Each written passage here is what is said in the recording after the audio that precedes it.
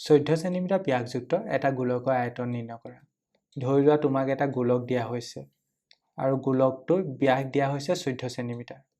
যদিওবা তুমি এটো 2Dত এটা বৃত্ত নিচিনা দেখিছা কিন্তু এটো ধৰি লোৱা তুমি গোলক হয় আৰু গোলকটোৰ ব্যাস দিয়া হৈছে 14 সেন্টিমিটাৰ আমি ক'ব লাগে গোলকটোৰ আয়তন কিমান হ'ব এতিয়া গোলকৰ আয়তন উলিওৱা ফৰ্মুলাটো হৈছে v = 4/3 pi r cube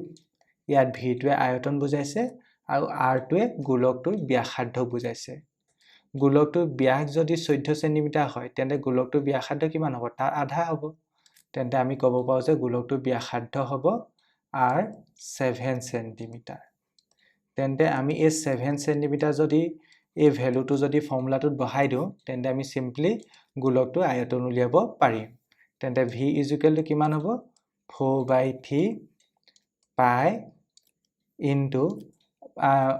r জায়গাত কিমান বহিব তেন্তে 7 সেন্টিমিটাৰ আৰু তাৰ ওপৰত লিখিব লাগিব হোল কিউব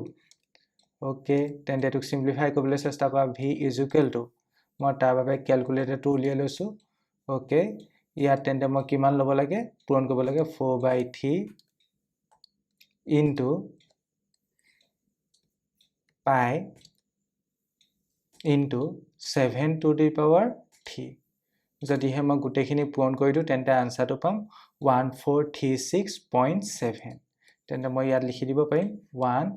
1436.7 আৰু এককটো হ'ব সেন্টিমিটাৰ কিউব তেন্তে তোমাক যেটো গোলকৰ আয়তন উলিয়াব কৈছিলে সেই গোলকটোৰ আয়তন কিমান হ'ব তেন্তে 1436.7 সেন্টিমিটাৰ কিউব